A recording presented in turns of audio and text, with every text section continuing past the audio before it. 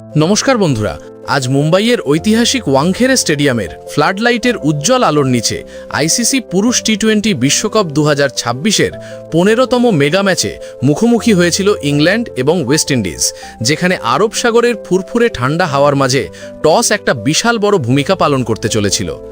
ইংল্যান্ডের অধিনায়ক Harry Brook টসের সময় নিজের ভাগ্যের চাকা ঘুরিয়ে টস জিতে প্রথমে বল করার একটা অত্যন্ত বুদ্ধিমান ও কৌশলী সিদ্ধান্ত নেন, যাতে তারা ওয়াংখেড়ের পিচের শুরুর দিকের আর্দ্রতা ও বাউন্সকে কাজে লাগিয়ে ক্যারিবিয়ান ব্যাটারদের বিপদে ফেলতে পারেন। ওয়েস্ট ইন্ডিজের হয়ে ইনিংসের সূচনা করতে মাঠে নামেন অধিনায়ক শাই হোপ এবং ব্র্যান্ডন কিংয়ের জুটি, যেখানে ইংল্যান্ডের পেস ব্যাটারির প্রধান অস্ত্র জোফরা আর্চার প্রথম ওভারেই নিজের আগুনের গোলার মতো বোলিং নিয়ে আক্রমণে ঝাঁপিয়ে পড়েন। জোফরা আর্চার তার প্রথম ওভারের ঠিক পঞ্চম বলটিতেই ওয়েস্ট ইন্ডিজকে এক বিশাল বড় ধাক্কা দেন, যখন তিনি শাই হোপকে পয়েন্ট অঞ্চলে ক্যাচ করিয়ে প্যাভিলিয়নের রাস্তা দেখিয়ে দেন। শাই হোপ 8 শট খেলার চেষ্টায় মাত্র 3 বল খেলে 0 রানে আউট হয়ে যান এবং তার এই ছোট ইনিংসে কোনো বাউন্ডারি ছিল না, যার ফলে ওয়েস্ট ইন্ডিজের স্কোরবোর্ডে কোনো রান যোগ হওয়ার আগেই প্রথম উইকেটের পতন ঘটে। ওয়াংখেড়ের এই পিচে ওয়েস্ট ইন্ডিজের বিপদ এখানেই থেমে থাকেনি, কারণ ইংল্যান্ডের চতুর বোলার স্যাম কারান দ্বিতীয় ওভারে নিজের নিখুঁত সুইং এবং দুর্দান্ত নিয়ন্ত্রণের সাথে আক্রমণে আসেন এবং তিনি তার প্রথম জাদুকরী বলেই বিপজ্জনক ব্র্যান্ডন কিংকে প্যাভিলিয়নে ফেরত পাঠিয়ে ক্যারিবিয়ান শিবিরে আতঙ্ক ছড়িয়ে দেন। ব্র্যান্ডন কিং কভারের ওপর দিয়ে একটা বড় এবং সাহসী শট খেলার চেষ্টায় টাইমিং করতে সম্পূর্ণ ব্যর্থ হন, যার ফলে তিনি মাত্র 3 বল খেলে 1 রান করে আউট হয়ে যান। আর তার এই সংক্ষিপ্ত ইনিংসে কোনো বাউন্ডারি বা উল্লেখযোগ্য রান ছিল না, যার ফলে ওয়েস্ট ইন্ডিজ দল পাওয়ার প্লের শুরুতেই গভীর সংকটে পড়ে যায়।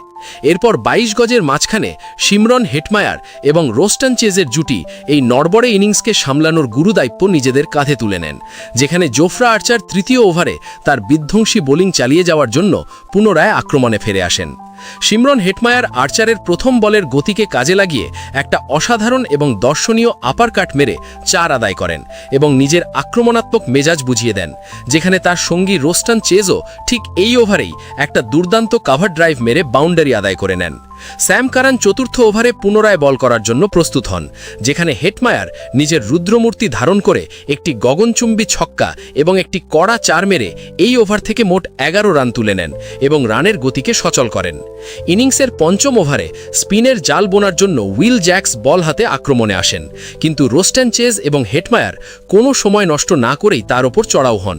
এই দুই অভিজ্ঞ ব্যাটার উইল জ্যাক্সের এই খরচে ওভারে টানা 3টি দর্শনীয় 4 এবং একটি বিশাল ছক্কা মেরে মোট 19 রান নিজেদের দলের খাতায় যোগ করেন, যার ফলে ওয়েস্ট ইন্ডিজের স্কোর দ্রুত সম্মানজনক পরিস্থিতির দিকে এগোতে থাকে। যদিও ইংল্যান্ডকে তৃতীয় এবং সবথেকে গুরুত্বপূর্ণ সাফল্যটি এনে দেন জেমি ওভারটন, যিনি ষষ্ঠ ওভারে নিজের গতি এবং অতিরিক্ত বাউন্সের সাথে আক্রমণে এসেছিলেন। শিমরন হেটমায়ার একটি শর্ট পিচ বলে নিজের প্রিয় পুল শট খেলার চেষ্টায় বাউন্ডারি লাইনে ধরা পড়েন, যার ফলে তিনি 12 বলে 23 রান করে আউট হয়ে যান এবং তার এই ছোট অথচ ঝোড়ো ইনিংসে 2টো কড়া 4 ও 2টো দুর্দান্ত ছক্কা ছিল। পাওয়ার প্লের সফল সমাপ্তির পর ওয়েস্ট ইন্ডিজের স্কোর 3 উইকেটের বিনিময়ে 50 রানের জাদুকরী গণ্ডি পার করে ফেলেছিল, যেখানে রোস্টন চেজ এক প্রান্তে পাহাড়ের মতো শক্ত হয়ে দাঁড়িয়েছিলেন। ইনিংসের মাঝখানের ওভারগুলোতে নিয়ন্ত্রণ আনার জন্য জাদুকরী স্পিনার আদিল রশিদ অষ্টম ওভারে তার রহস্যময় স্পিন বোলিং নিয়ে আক্রমণে আসেন এবং তিনি তার নিখুঁত লাইন ও লেংথ দিয়ে ক্যারিবিয়ান ব্যাটারদের রানের জন্য পুরোপুরি ক্ষুধার্ত করে রাখেন। জেমি ওভারটন অষ্টম ওভারে পুনরায় নিজের গতির সাথে বল করার জন্য ফিরে আসেন, যেখানে রোস্টন চেজ ভাগ্যের সহায়তায় একটি লাকি 4 মেরে নিজের ব্যক্তিগত স্কোর এগিয়ে নিয়ে যান। তবে আদিল রশিদ খেলার 10ম ওভারে নিজের একটি ভেলকি দেখানো গুগলি দিয়ে রোস্টন চেজকে পুরোপুরি বোকা বানিয়ে প্লাম্প এলবিডব্লিউ করে দেন, যার ফলে ওয়েস্ট ইন্ডিজ এক বিশাল বড় ধাক্কা খায়। রোস্টন চেজ রশিদের সেই গুগলি পড়তে সম্পূর্ণ ব্যর্থ হন এবং 29 বলে 34 রান করে আউট হয়ে যান।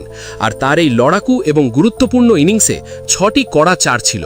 রোস্টন চেজের বিদায়ের পর মাঠে অধিনায়ক রোভম্যান পাওয়েল এবং বিস্ফোরক ব্যাটার শেরফেন রাদারফোর্ডের ঝুঁকি হাল ধরেন, যেখানে উইল জ্যাক্স 12তম ওভারে পুনরায় বল করার জন্য আসেন। শেরফেন রাদারফোর্ড উইল জ্যাক্সের এই ওভারে নিজের বাহুবলী শক্তির প্রদর্শন করে পরপর 2টো বিশাল ছক্কা মেরে স্টেডিয়ামে উপস্থিত হাজার হাজার দর্শকদের মন্ত্রমুগ্ধ করে দেন, যার ফলে ওয়েস্ট ইন্ডিজের রান রেট আবার ব্যাপকভাবে বৃদ্ধি পায়। জোফরা আর্চার ১৩তম ওভারে নিজের প্রচণ্ড গতির সাথে পুনরায় আক্রমণে ফিরে আসেন, কিন্তু রাদারফোর্ড এবং পাওয়েলের জুটি তার বিরুদ্ধেও নিজেদের আক্রমণাত্মক ভঙ্গি বজায় রাখেন। রাদারফোর্ড আর্চারের একটি গতির বলে নিজের কবজির মোচড় দেখিয়ে টপ এজের মাধ্যমে একটি ছক্কা আদায় করেন এবং অন্যদিকে রোভম্যান পাওয়েল দুটো দুর্দান্ত ও কড়া চার মেরে এই ওভার থেকে মোট ১৭ রান তুলে নেন এবং রানের গতিকে সচল করেন।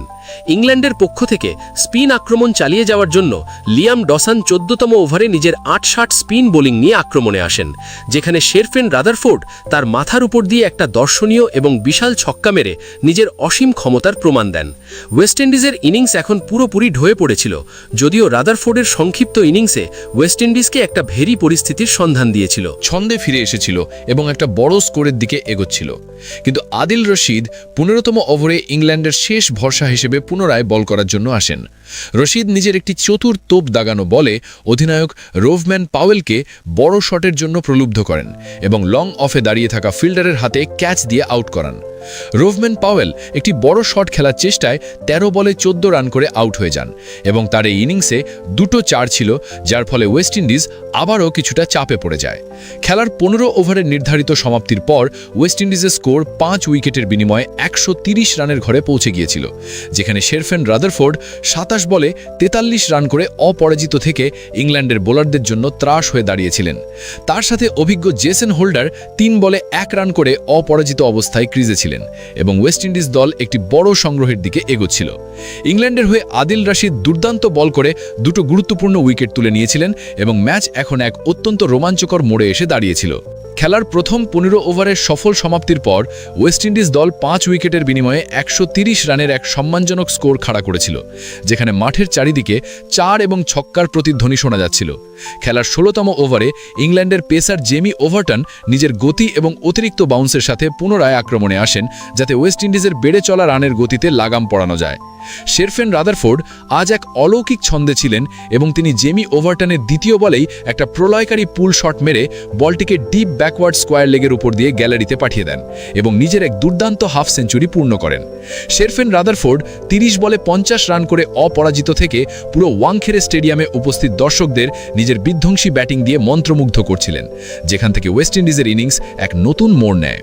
ইনিংসের ১৭তম ওভারে ইংল্যান্ডের সবথেকে নির্ভরযোগ্য অলরাউন্ডার স্যাম কারান নিজের বৈচিত্র্যময় বোলিংয়ের সাথে মোর্চায় আসেন, কিন্তু অভিজ্ঞ জেসন হোল্ডার তাকে স্বাগত জানাতে কোনো কার্পণ্য করেননি। জেসন হোল্ডার স্যাম কারানের পরপর ৩টে বলে ৩টে বিশাল এবং গগনচুম্বী ছক্কা মেরে ওয়েস্ট ইন্ডিজের স্কোরকে মাত্র ১৬.৩ ওভারেই ১৫০ রানের জাদুকরি গণ্ডি পার করিয়ে দেন।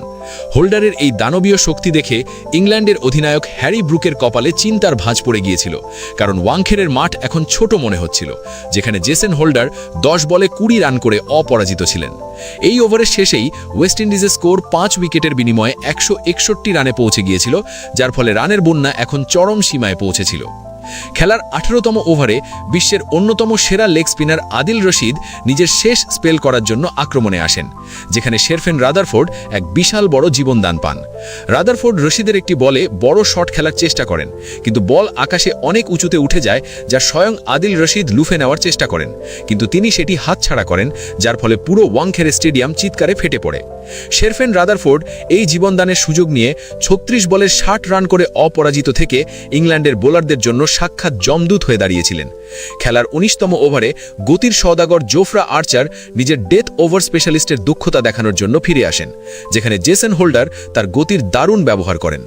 হোল্ডার আর্চারের একটি লো ফুলটস বলে শৈল্পিক শট খেলে ৪ মারেন এবং দলের ১৭০ রান পূর্ণ করেন, যার পর রাদারফোর্ডও এই ওভারে একটি দুর্দান্ত ছক্কা মেরে দুই ব্যাটারের মধ্যে ৫০ রানের গুরুত্বপূর্ণ পার্টনারশিপ পূর্ণ করে দেন। ইনিংসের শেষ এবং সবথেকে বিধ্বংসী ওভারটি করার দায়িত্ব আবার জেমি ওভারটনের কাঁধে দেওয়া হয়, যিনি ২০তম ওভারে বল করার জন্য প্রস্তুত হন। জেসন হোল্ডার এই ওভারের দ্বিতীয় বলে নিজের শক্তির প্রমাণ দিয়ে লং অনের অপর দিয়ে আরও একটি গগনচুম্বী ছক্কা মারেন, যার ফলে স্কোর ১৯০ এর কাছাকাছি পৌঁছে যায়। তবে এই ওভারেরই চতুর্থ বলে জেমি ওভারটন দুর্দান্ত প্রত্যাবর্তন করেন এবং জেসন হোল্ডারকে আরও একটি বড় শট খেলার চক্করে বাউন্ডারিতে ক্যাচ দিতে বাধ্য করেন। জেসন হোল্ডার পুল শট খেলার চেষ্টায় ১৭ বলে ৩৩ রান করে আউট হয়ে যান এবং তার এই প্রলয়কারী ইনিংসে একটি দুর্দান্ত ৪ ও ৪টি বিশাল ছক্কা ছিল, যা ম্যাচের পুরো মোড়টাই ঘুরিয়ে দিয়েছিল। হোল্ডারের আউট হওয়ার পর রোমেরিও শেফার্ড ব্যাট করতে আসেন এবং তিনি শেষ বলগুলোতে লড়াই করে ওয়েস্ট ইন্ডিজের স্কোরকে আরও এগিয়ে নিয়ে যান, যেখানে জেমি ওভারটন রাদারফোর্ডকে শেষ বলে আরও একটি জীবনদান দেন। শেরফেন রাদারফোর্ড এই ওভারের শেষ বলে আরও একটি কড়া প্রহার